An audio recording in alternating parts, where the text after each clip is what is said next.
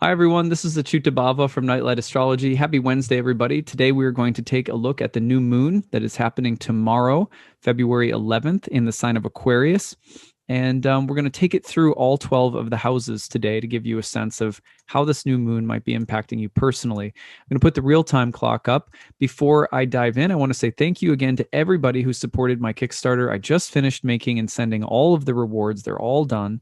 If you donated and didn't receive a reward that you signed up to receive for any reason, it probably went into your spam folder. So make sure you email us today, info@nightlightastrology.com.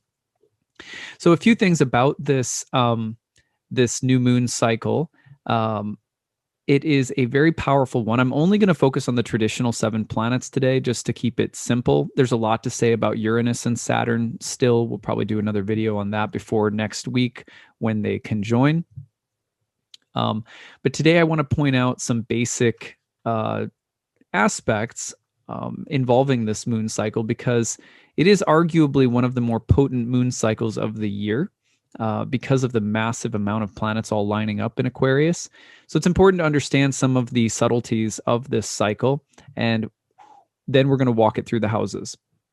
All right, so first of all, this is a moon cycle with all planets in an overcoming square to Mars. However, Mars is in the domicile of Venus, so it has reception with Venus, and it is also in the exaltation of the moon. So a new moon that has power over Mars and in Venus's sign, and Venus also has power over Mars. So what does that mean? It means that there's a lot of Mars is basically like a hired man in this particular new moon cycle, working on behalf of the goals and long-term ideals of the Aquarian stellium. And there may be conflicts, challenges, or obstacles, or some degree of contention, but ultimately Mars is going to end up, being more of a servant in this case than an impediment. You're going to see Mars sort of soften and come into service of the ideals of the Aquarian new moon. And you may not see it right away. These are omens and signs of things to come in the future as a cycle unfolds. That cycle exists in symbolic time. There's no one hard or fast way to determine when you'll see that play out. It just means as we walk it through the houses today, this area of life, something new is getting started. It's going to need the action and the courage and the assertiveness of Mars. It could run into some problems or contention or conflict, but all of the resources are there to overcome those things, given that Mars is really in the service of the moon and Venus, who are going to nurture, build, and grow whatever it's indicating in our lives, with more harmony and fluidity. So that's a really good sign. Like this is one of the more powerful and I think positive moon cycles of the year. You can also see that as the new moon is forming, Venus and Jupiter are getting together. If I push this forward just one day, you'll notice that the 2 planets are conjoining at the same time that the sun and the moon are conjoining. See, here's the new moon forming, and there's Venus and Jupiter forming. This is also happening as Mercury is starting to recover and move into its morning star phase, ready to announce something, ready to bring something out after a process has been taking place in this Aquarian area of your birth chart. Also, all of it is brought to you by Saturn. Saturn in Aquarius is a strong Saturn, a forward-thinking Saturn. It's like, Saturn in Aquarius looks at the future, and it gets better as it ages. Saturn does, generally speaking, like it's a planet that does better over time. And so this is in a fixed air sign. Saturn ruled a lot of Saturn power. There's something benefic or beneficial, ambitious, and forward thinking that we're trying to plan or move toward that is getting planted as a seed around this new moon cycle. It's going to take a while to play out. And then again, along the way, you might run into some entrenched difficulties or obstacles, but likely to overcome them because Mars is getting overcome by all these planets and is actually also dependent upon them. That's got that reception from both the moon as its exaltation lord and the Venus as its domicile ruler. So that's the big picture here.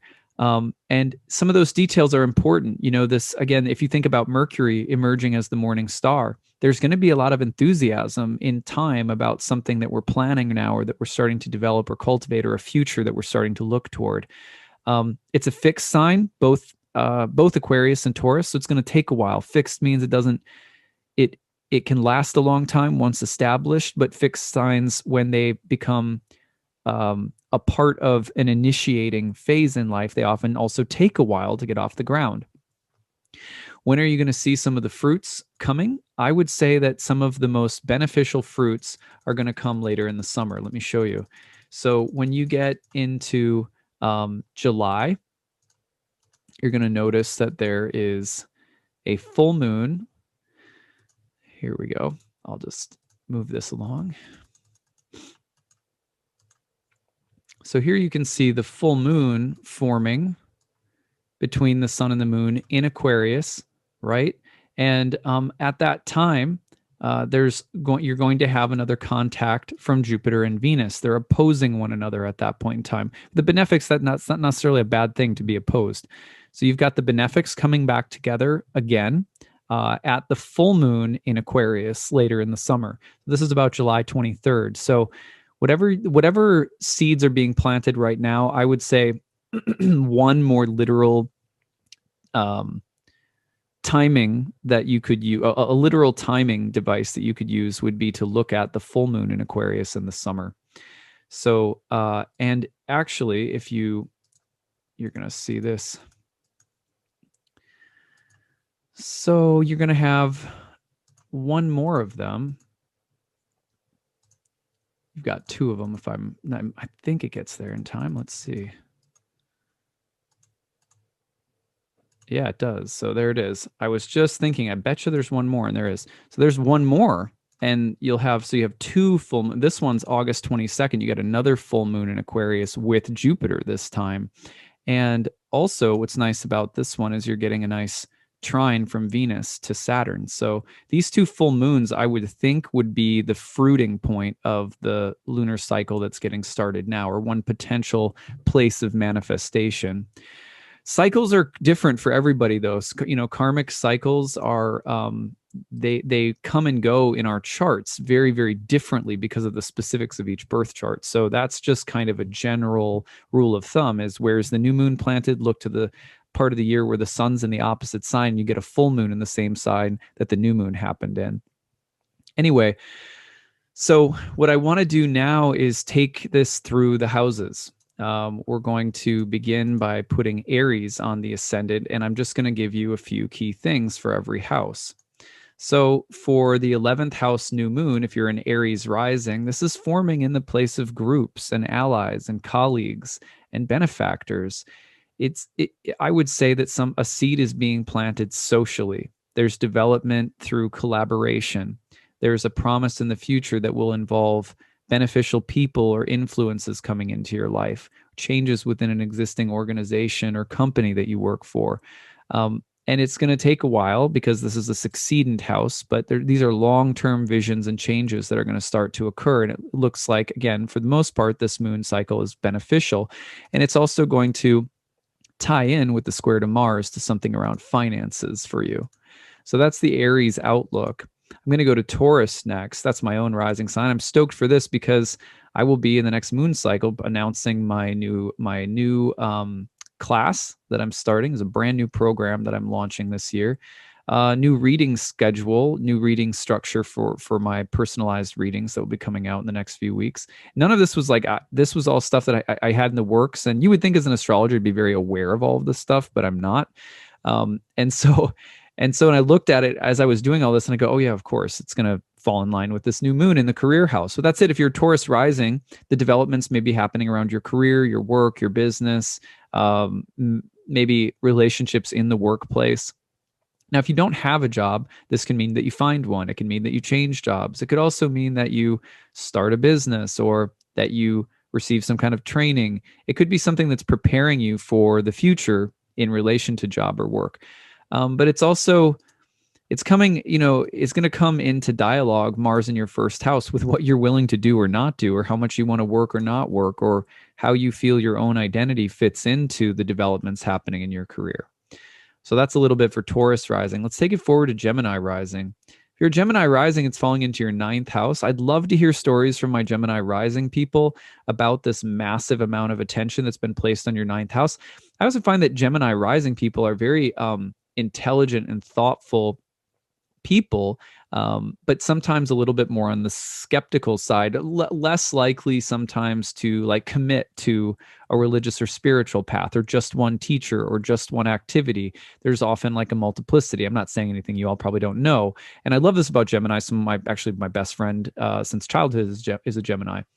I wonder what it means, though, to have so many fixed signs, so much fixed energy, I should say, in your ninth house, where typically people are going to, you see that, and you're going to see people committing to things like teachers or programs or learning or something developing in that ninth house of higher education, spirituality, religion, foreign countries. It looks like it's long-term and could reflect like a deeper level of commitment intellectually.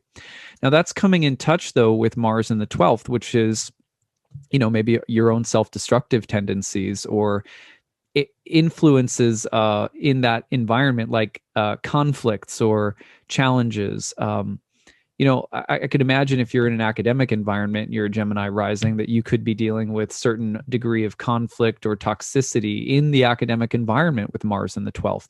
Looks like you're going to overcome that, but there might be some challenges there with Mars in the 12th. Let's move on to Cancer rising. It's going to put it in your 8th house. That's a place that I define as karmic debts. You guys have heard me say this before. What do I owe to other people, or what do they owe to me? Emotionally, psychologically, karmically. It's hard, it's broad, right? But often it's also financially. Loans, debts, taxes, penalties, fees, things that we owe other people, or again, things that other people may give to us. That's why you will see inheritance associated with this place. Oftentimes, there's also this theme of benefiting from someone else's misfortune. I know it sounds really crappy, but someone say, gets fired and then you take their job. You didn't do it, but you end up benefiting from it.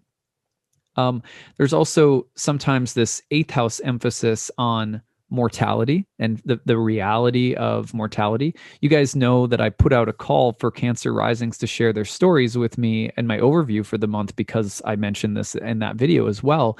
And I got some really interesting stories from people. One of the things that came up that I thought was really interesting is this woman was sharing that she's had a company. Her business all of a sudden has a whole new level of expenses that she's paying to other people all the time now, and it's kind of changed her business model. And things are going well, but there's like all of these things she has to pay other people. So it could be like that too. But also the question of spouse or partner's resources or money that can come up. Investments, things like insurance or protection against loss. Questions like that. And this may tie in with Mars to some challenges or impediments that are to be overcome surrounding groups or friends or within organizations. I have, I think I told you guys, my wife is a Cancer rising. So, she's involved in a whole bunch of different professional groups and has noticed that there's been some real turmoil in some of the groups that she belongs to professionally, like forums and stuff like that online. And she had the question of like, well, do I say anything or don't I? You guys have probably been in a similar situation. It's like not always easy to know what the role is, and it's probably likely that peace will overcome the difficulties here. But anyway, those are a few things for Cancer risings. Let's move on to Leo rising. It's going to land in your 7th house of relationships. So the focus is on development, looks very positive in relationships. May find that there is some conflict with your work in the world, your career overlapping at the same time. Leo risings, tell me your stories. How is that showing up for you? I'd love to hear more about that. One thing that I sometimes scratch my head about is, how, when you see a square between the 7th and the 10th, right, which you see all the time, but when you see it, what are the different kinds of stories that we can see aside from relationship issues and work issues coming up simultaneously? Because there's lots more there. But like, for example, one thing that is going to be pretty common is when people are thinking about getting married and having kids. There's always question about the sacrifice of some degree of freedom in the world. If I become a parent, I won't have as much freedom. If I get into this relationship, I might have to move. So sometimes the conflict is going to be almost about um, like challenging some degree of autonomy or freedom that you have in the world. Anyway, I'd love to hear your stories on that one too. All right, so relationships for Leos, Leo risings. Virgo, it's in your sixth house. So that house, there's always one of the things that that house was related to was Mars, god of war. It was literally associated with soldiers and the selfless sacrifice of people who die for a cause, but also servants, servitude, and slavery, as well as sort of selfless service, sacrifice, hard work, blood, sweat, and tears, disease and sickness, chronic health problems.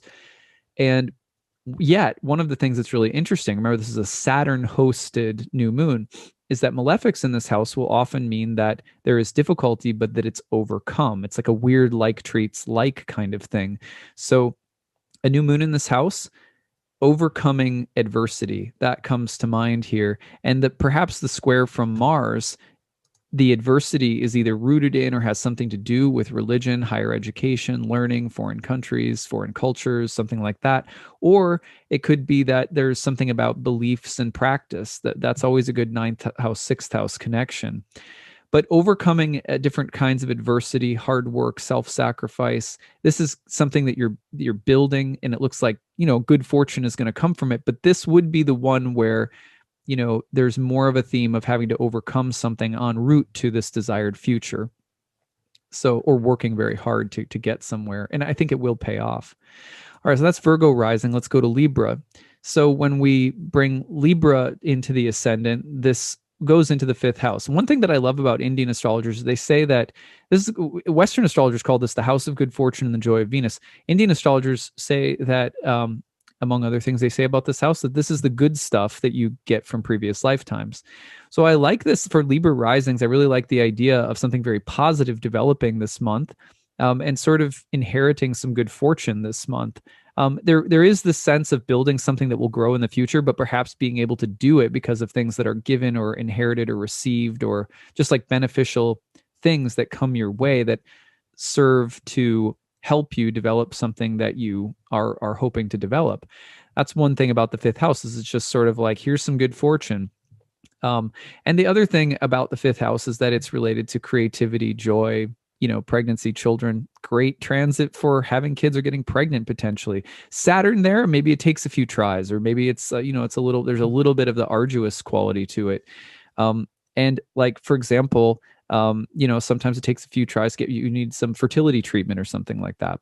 But this would be overall for Libras a good sign of like joy, creativity, good fortune kind of coming in through this. Now, the challenge is going to be from Mars in the eighth, which would probably have something to do with things that you're obligated to in relationships with other people, or the kind of karmic debts that come up and act as an impediment or potential conflict for you. But they'll probably be overcome, again, because Mars is being overcome. Has good reception with Venus and the moon. All right, let's move this into Scorpio rising, where we're going to put this big stellium now in the fourth house of home, family, family karma, living environment, parents, property. And here we're seeing is the development of a cycle over time. It's going to take a while to build, but it's something new that's growing and developing that looks very fortunate around home and family, buying a house, settling down, marriage and kids. Those kinds of things can happen when you see new moons in the fourth house. But there is some degree of conflict around home, family, and the topic of marriage, or challenges from spouses or partners. This would be the kind of thing where you could see a new beginning after getting through a divorce. And it's like a little tough to establish something new, but you're overcoming past adversities in relationships. Or you're moving and you're dealing with a partner who's having a hard time, packing their boxes or something. Like it could be something kind of silly like that. Okay, so tell me your stories if you're another one that I love to see are the angular conversations. The fourth, seventh connection right now. How's that playing out for you if you're a Scorpio rising? All right, let's put Sagittarius on the ascendant, going into the third house. Third house is one of the more, I feel like it's often a more abstract house to explain or define, because it has so much to do with the mental and what do I want to say, the mental quality of the immediate environment that you're in. how are like anything from media, technology, communication, speech, and the mind in its everyday comings and goings. When you see newness here, like a big new moon cycle coming, I'm thinking of things like, okay, you're going to build a new website, you're going to develop a new blog, you're going to learn a new skill, you're going to write a new song, you're going to need to express or communicate yourself in a new way. It can also mean, however, that there's just really fortunate influences coming into your immediate environment to make it easier somehow. Technology that benefits, or a new computer, or something like that. Gives me that feeling, especially because Mercury is also retrograde in this house, suggesting that you might be revising something to make your life easier. And of course, the square from Mars is going to provide a little bit of contention in the sense that, okay, maybe there's some hard work or adversity that has to be overcome, or maybe this is about sorting out different kinds of influences in the environment that are hostile somehow. But they'll become, they'll be willing to compromise. They'll be willing to work for the good here. Siblings, neighbors, neighborhood, those things could also be involved in the story somehow. So again, that's an interesting one. Sagittarius, tell me your story. Capricorn rising, we're putting it in the second house. Money. This cycle is all about developing things around business or your resources, financial planning. Could start a business with this new moon. You might be overcoming certain kinds of, what do I want to say? A conflict of resources or values with Mars in the fifth house, or differing, some kind of differing creative ideas about how resources should be used or how something should be implemented. You could also see conflicts between children and finances, or children and money, costs or expenditures coming up relative to kids. And also, the new moon in the second house, generally speaking, again, it's going to take a while to play out, but you're planting a seed here in a garden that will yield its fruit. And what is the fruit of the second house? It is things that you can rely on as resources to prop up and support you in life. So that could be a little abstract. It doesn't have to be financial or just like monetary. It could be that you're developing an internal resource of some kind that will be there to aid you in time. All right, so that's if you're a Capricorn rising. If you're an Aquarius rising, this is happening in your first house. It's very existential when it's in your first house. It's like, okay, this is about me. This is about personal change, personal growth, physical health or appearance in the world. A new moon in the first house is often a time where you're like, I need to, reboot and upload version 3.0. There's a new me that needs to come out, and that can express itself in so many different ways. The new me might mean something new in a relationship. The new me might mean something new, at work, or it could be something about your health that needs to improve or you need to take more seriously. But it's a very personal moment for self-inventory. And then the square, the little bit of challenge or conflict, comes from the fourth house Mars, living environment, home, family, karma, etc. Should be able to overcome those things, but those two areas are working together. All right, finally, we put Pisces rising on the ascendant, and we have this big stellium in your 12th. Poor Pisces. Your 12th house year, on the positive side of this. No, it is very positive. I don't mean to sound, that might immediately make someone go, oh man. The 12th house is the joy of Saturn. That's the place that Saturn rejoices. So this isn't a bad thing, but it is a place that might point to more seclusion or isolation or solitude, or needing to distance yourself from the world somehow, or owning your otherness, whatever that might mean. It could also be an indication of turning over a new leaf in relation to your most self-destructive patterns. Like that might seem a little counterintuitive, but a new moon in that place with benefics could mean, hey, I'm really becoming aware of something that undermines me, and I'm going to take care of it. This is also in dialogue with Mars in the third house. So it could be about overcoming some difficulties mentally or in the everyday environment. You're really going to be addressing it. Again, I think these are things that has the look of something that can be overcome this month, because again, Saturn in a difficult house, oftentimes you're going to see the more productive qualities come out from Saturn in the 12th, and the ability to overcome hardships or difficulty, or to use that more of that almost mystical, contemplative, hermit side of the 12th house to your advantage. So that's what I'm seeing for all 12 signs. I would love to hear from all of you as you heard your rising sign. How is that making sense in your life right now? And also track it out over the next weeks. Sometimes you're going to see the fruits of a cycle like this appear by the full moon, right? And that's one level of manifestation, which we'll pay attention to in the moon cycle ahead. But also don't forget that we have a couple of full moons in Aquarius later in the summer that'll echo all of these new developments that are happening right now. So that's what I have for you today. We will be back tomorrow and Friday with more content, and then we're back to our 5-day-a-week schedule. All right, take it easy, everybody. Bye.